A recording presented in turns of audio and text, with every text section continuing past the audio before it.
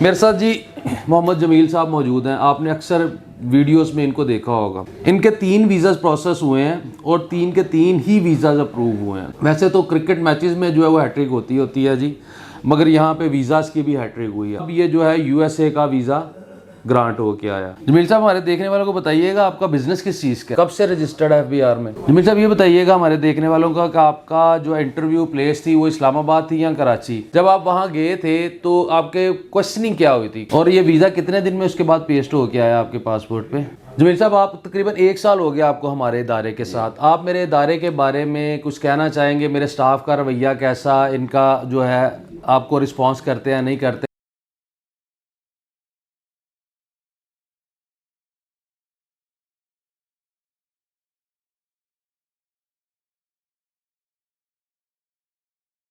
बिस्मिल्लाहिर्रहमानिर्रहीम व तुइज़्ज़ु मन तशा व तुज़िल्लु मन तशा। अस्सलामु अलैकुम। उम्मीद करता हूँ सब देखने वाले खैर खैरियत से होंगे। मेरे साथ जी मोहम्मद जमील साहब मौजूद हैं। आपने अक्सर वीडियोस में इनको देखा होगा। ये इनका जो है यूके का वीज़ा है। आपका वीज़ा जो है ये आप देख सकते हैं। और जमील साहब अब आगे इंशाल्लाह ताला इनको हम ट्रैवल करवाएंगे यूएसए का। इनका यूएसए का प्लान है कि मैंने यूएसए ट्रैवल करना है, तो अब इनको एक दफ़ा यहाँ से ट्रैवल करवाने के बाद अब हम आगे इनको यूएसए को अप्लाई कराएंगे। यूके ट्रैवल करके आए थे, अब इनको जापान का वीज़ा लगवा के दिया। अल्हम्दुलिल्लाह जापान का वीज़ा भी ग्रांट हो गया है। अगला डेस्टिनेशन इनका जो है इंशाल्लाह ताला यूएस का होगा। अब हम इनको जो है ना यूएस ट्रैवल कराएंगे। इनके 3 वीज़ाज़ प्रोसेस हुए हैं और 3 के 3 ही वीज़ाज़ अप्रूव हुए हैं। कोई वीज़ा इनका अल्हम्दुलिल्लाह जो है वो रिफ्यूज़ नहीं हुआ। जमील साहब का पहला वीज़ा जो हमने अप्लाई किया था वो किया था यूके का। इनका यूके का वीज़ा ग्रांट हुआ। ये यूके का वीज़ा 6 मंथ मल्टीपल एंट्री। उसके बाद इन्होंने कहा किसी और कंट्री का पूछा, क्योंकि इनका मकसद यूएसए का था, तो हमने इनको जो है अगला वीज़ा जो है जापान का लगवा के दिया। जापान इन्होंने ट्रैवल किया। उसके बाद फिर इनका अब ये जो है यूएसए का वीज़ा ग्रांट हो के आया और ये तकरीबन 1 साल के अंदर अंदर ये सारे वीज़ाज़ इनके ग्रांट हुए हैं।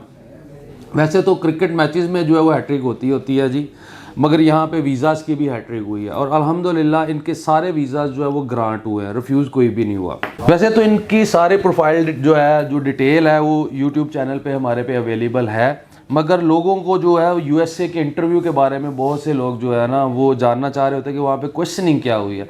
तो इस हवाले से इनको मैंने बुलाया था और ये आए हैं, तो हम डिटेल जो भी वहाँ पे इंटरव्यू हुआ, जो भी बातें हुई वो आपके साथ शेयर करते हैं और प्रोफाइल को भी थोड़ा सा हम जो है वो रिवाइज़ कर देते हैं। अस्सलाम वालेकुम जमील साहब, कैसे हैं आप? अल्हम्दुलिल्लाह, शुक्र। ठीक है, मुबारक हो जी, यूएसए का वीज़ा लगा आपका। खैर मुबारक। जमील साहब हमारे देखने वालों को बताइएगा आपका बिज़नेस किस चीज़ का है? मेरा ऑयल का बिजनेस है। ऑयल का बिज़नेस है। कब से रजिस्टर्ड है एफबीआर में? ये कुछ 10 साल हो गए। 10 साल, यानी कि 2015 से इनका रजिस्टर है। टैक्स पे कर रहे हैं आप? टैक्स पे कर रहा हूँ। टैक्स पे कर रहे हैं। हमें ये बताइएगा कि आपका सबसे पहला वीज़ा जो है वो कौन से कंट्री का हमने प्रोसेस किया था? यूके का। यूके का वीज़ा लगा था और उसके बाद जापान, उसके बाद यूएसए। यूएसए का इनका वीज़ा भी अप्लाई किया था। आपको पता है कि यूएसए की अपॉइंटमेंट 1 साल बाद की होती है, ठीक है, मगर आपको हमने अर्ली अपॉइंटमेंट करवा के दी थी 5.5 महीने बाद। 5.5 महीने बाद आपको, इनको तकरीबन 5-5.5 महीने बाद हमने अपॉइंटमेंट जो है 5.5 महीने के अंदर अंदर बुक करवा दी थी। जमील साहब ये बताइएगा हमारे देखने वालों का कि आपका जो इंटरव्यू प्लेस थी वो इस्लामाबाद थी या कराची? इस्लामाबाद। इस्लामाबाद थी। जब आप वहाँ गए थे तो आपके क्वेश्चनिंग क्या हुई थी? क्योंकि हमारे देखने वालों को सबसे ज़्यादा जो है ना वो इस बारे में जानना होता है कि क्या क्वेश्चनिंग वहाँ पे क्या हुई। उन्होंने पूछा था क्या लेने आप ऐसे देखें ना जैसे हम इंटरव्यू कर रहे हैं बैठे, इसी तरह आपने एक एक क्वेश्चन बताना है, क्या क्वेश्चन उन्होंने किया और आपने क्या आंसर किया था उसमें। उन्होंने कहा था क्या लेने जा रहे हैं। ठीक है, मैंने उनको बोला कि मेरा बेटा वहाँ पे है। ठीक है। उसने पूछा कि नेशनल है, मैंने कहा नेशनल है। ठीक है। मैंने उसको बोला कि मैंने बच्चों से मिलना है, फिर मिशिगन लेक देखनी है, नियाग्रा फॉल देखनी है, बस यही क्वेश्चन था। उसके बाद क्या क्वेश्चन? उसके बाद उन्होंने पूछा फिर क्या करते हो। ठीक है। मैंने कहा मेरा ऑटोमोबाइल ऑयल का बिजनेस है। ठीक है। उन्होंने पूछा कहाँ का ट्रैवल किया है। मैंने बोला यूके और जापान। ठीक है, बस यही क्वेश्चन। और ये पूरा इंटरव्यू कितनी देर का कंडक्ट हुआ है? 1 मिनट, 1.5 मिनट? 1.5-2 मिनट 3 मिनट लग गए मुझे। 1.5-2-3 मिनट के अंदर इंटरव्यू वाइंड अप हो गया। तो उसके बाद उन्होंने आपको? उसके बाद उन्होंने कहा कि हम आपको वीज़ा ग्रांट कर रहे हैं। ठीक हो गया। और ये वीज़ा कितने दिन में उसके बाद पेस्ट हो के आया आपके पासपोर्ट पे?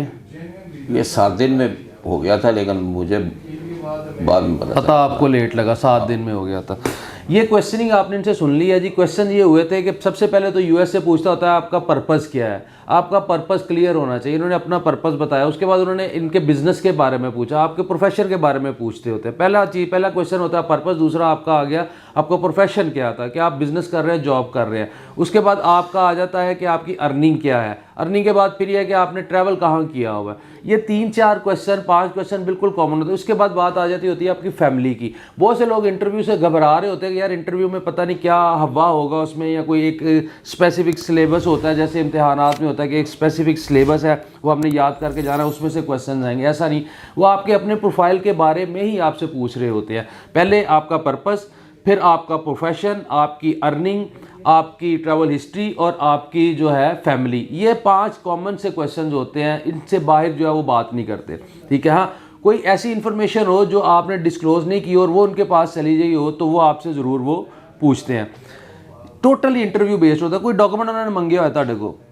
सिर्फ पासपोर्ट मांगा ना, कोई डॉक्यूमेंट नहीं मांगा, कोई चीज़ नहीं लिया ना, कोई चीज़ नहीं कोई ली, चीज़ नहीं, सिर्फ पासपोर्ट, कोई बैंक स्टेटमेंट, कोई चीज़ नहीं। वो सारी फाइल उधर पे गई साइड, ठीक हो गया, कोई चीज़ नहीं मांगी। ये क्वेश्चंस थे। और कोई डॉक्यूमेंट उन्होंने नहीं देखा, कोई बैंक स्टेटमेंट, कोई चीज़ नहीं उन्होंने देखी। और यूएसए देखता भी नहीं। और जो है तकरीबन 2-2.5-3 मिनट के इंटरव्यू के अंदर अंदर जो है ना वो आपका जो डिसीजन हो जाता है। होता ये है कि हम लोग कर रहे ही होते हैं, गलतियां जो करते हैं वो ये करते हैं कि हम लोग उनसे इन्फॉर्मेशन जो है वो हाइड करते हैं, ठीक है। जब आप उनसे कुछ इन्फॉर्मेशन हाइड करते हैं तो आपको वो इन्फॉर्मेशन उन तक जब पहुंच जाती है तो इन्फॉर्मेशन मिसमैच होती है। जब आपकी इन्फॉर्मेशन मिसमैच होती है ना तो तब वो ये समझते हैं कि आपकी इंटेंशन ठीक नहीं है। आप इन्फॉर्मेशन जो है कुछ आपने हमसे हाइड की है, कुछ चीज़ आपने डिस्क्लोज नहीं किया और हमारे पास वो इन्फॉर्मेशन पहुंच गई, इसका मतलब है कि आपकी इंटेंशन गलत है, आप इरादा गलत रखते हैं। क्योंकि आपके अभी जो चीज़ें डिस्क्लोज नहीं कर रहे तो आप जाके वहाँ पर भी हो सकता है वापस ना आए। तो जब आपकी चीज़ें मिसमैच हो रही होती हैं तो तब आपका वीज़ा रिफ्यूज़ होता है। तो कोशिश किया करें DS-160 के अंदर जब आप फॉर्म फिल करते हैं, डिटेल देते हैं उसमें, तो जो भी आपकी इन्फॉर्मेशन है वो एक्यूरेट इन्फॉर्मेशन दिया करें। उस एक्यूरेट इन्फॉर्मेशन के बेस पे ही आपको वीज़ा मिलेगा।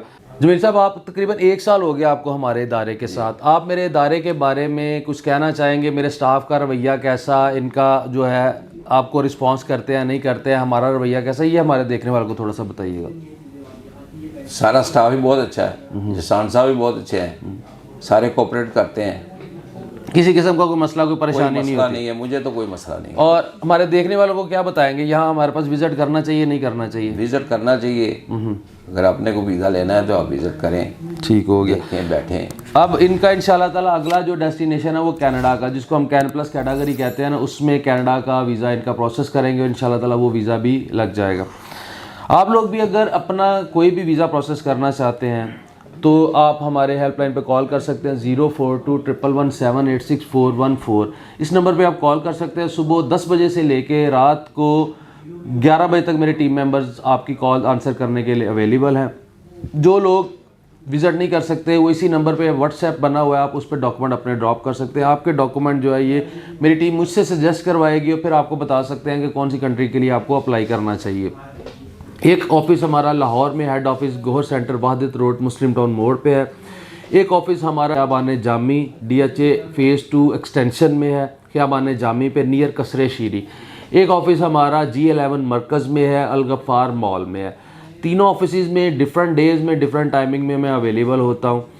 जो लोग आना चाहते हैं वो आ सकते हैं, बस आते हुए अपने डॉक्यूमेंट्स अपने साथ रखिएगा ताकि मैं आपके डॉक्यूमेंट देख के आपको सजेस्ट कर सकूं कि आपको कौन सी कंट्री के लिए अप्लाई करना चाहिए। अपना बहुत ज़्यादा ख्याल रखिएगा। Thank you so much. अल्लाह हाफिज़।